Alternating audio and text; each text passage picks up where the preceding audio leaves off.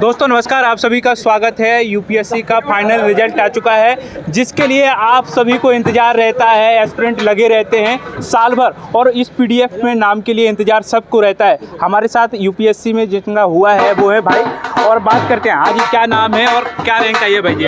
मेरा नाम शुभम कौरव है और मेरी AIR 291 आई है। बहुत बहुत शुभकामनाएं आपको। Thank you very much. क्या रणनीति रही जी, या ये कौन सा अटेम्प्ट था? और ये बताइए कि जो कौन से 200 कितनी बता रहे हैं?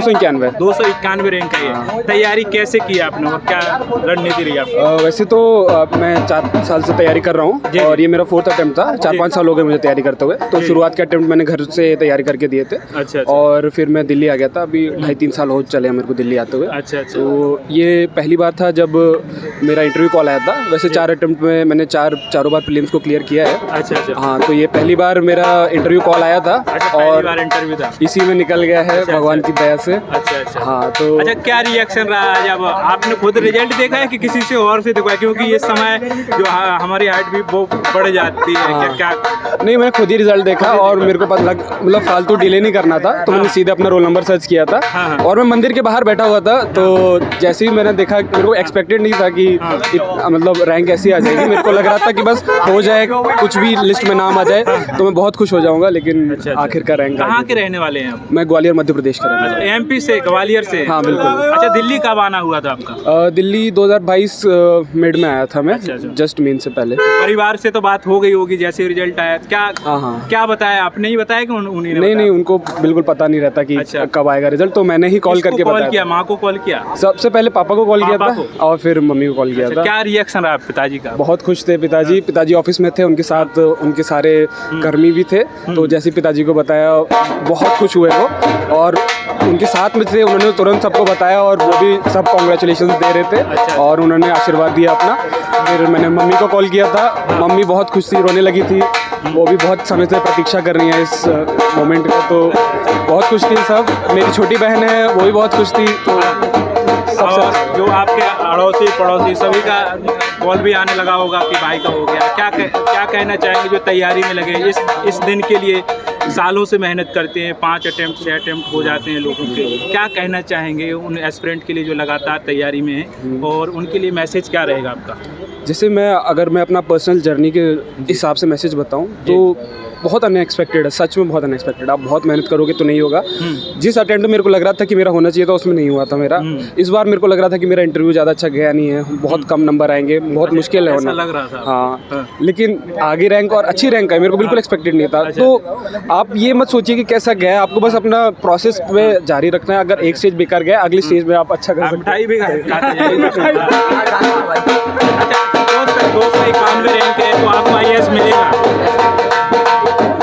उम्मीद है। हाँ। कौन सी कैटेगरी में आते हैं आप? EWS हो जाएगा आपका, हो सकता है 291 में हो सकता है। अच्छा, ये बताओ कि तैयारी में क्या आपने रिसोर्स यूज़ किए हैं, कैसे तैयारी की है? मैंने वैसे मतलब जो स्टैंडर्ड रिसोर्सेज होते हैं उन्हीं को यूज़ किया है। मैंने कोचिंग नहीं ली थी, मैंने बस किताब से पढ़ के जो भी स्टैंडर्ड बुक्स थी उनको किया था।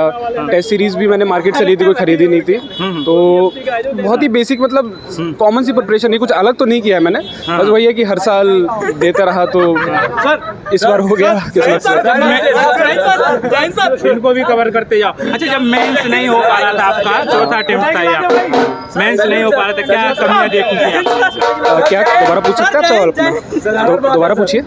मेंस जो आप में जो नहीं हो पा रहा था, प्री आपका 4 बार हुआ है, लेकिन मेंस में कहाँ कमियां देखने को मिल रही थी? मेंस में मेनली मुझे लग रहा था कि जो ऑप्शनल सब्जेक्ट है मेरा, उसमें तो कमी लग रही थी। इस बार मुझे लगता है अगर मेरा रैंक बढ़ी है तो ऑप्शनल में अच्छा करने की वजह से बढ़ी है। बाकी मेरे एक अटेम्प्ट में, पिछले अटेम्प्ट में जब मैं सोच रहा था होगा, तब मेरे ऐसे में मार्क्स बहुत कम हो गए थे। तो इस बार मुझे उम्मीद है कि ऐसे मार्क्स बड़े होंगे मेरे। अच्छा, ऑप्शनल क्या है आपका? एंथ्रोपोलॉजी। अच्छा, और मीडियम इंग्लिश है। English medium. हाँ सर। अच्छा, हिंदी मीडियम का कैसा रिजल्ट रहा, कुछ पता चला है? नहीं। अभी तो अपना ही देखा है।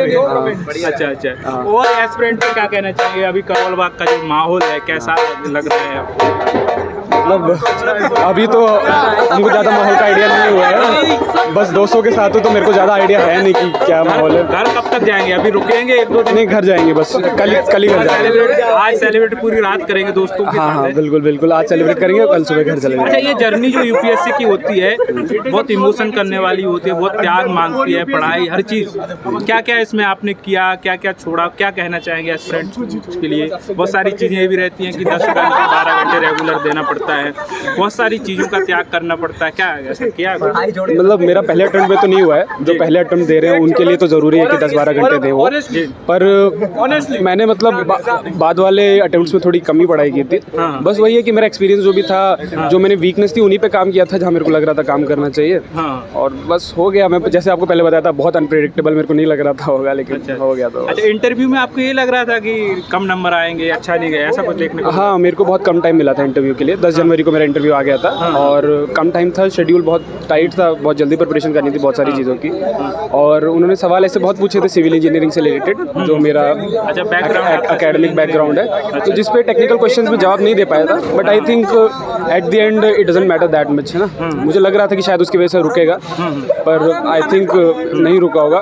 But I don't know the score of the interview yet, maybe it is good और it is not so good. अच्छा, ग्वालियरी से हैं कि आसपास कहीं गांव से हैं आप? नहीं, मतलब गांव तो भिंड मुरैना के बॉर्डर पे पड़ता है, लेकिन ग्वालियर में हमारा मतलब घर है। हाँ, आवास घर पे है। हाँ ठीक है। अच्छा, तो कल घर निकलने वाले हैं, क्या उन एस्पिरेंट के लिए आप कहना चाहेंगे जो इस बार किसी वजह से असफल हो रहे हैं? क्या मैसेज रहेगा, क्या कहना चाहेंगे आप?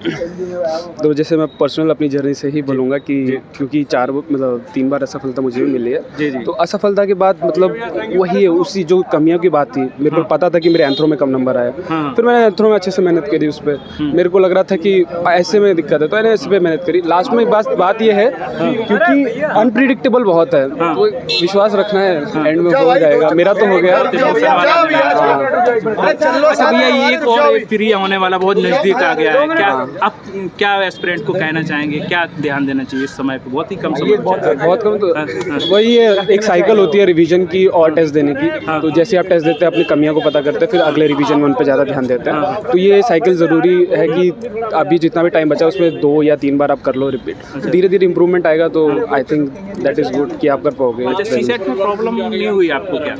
नहीं, मेरा आईआईटी का बैकग्राउंड है, तो मैंने कभी अच्छा IIT से रहे।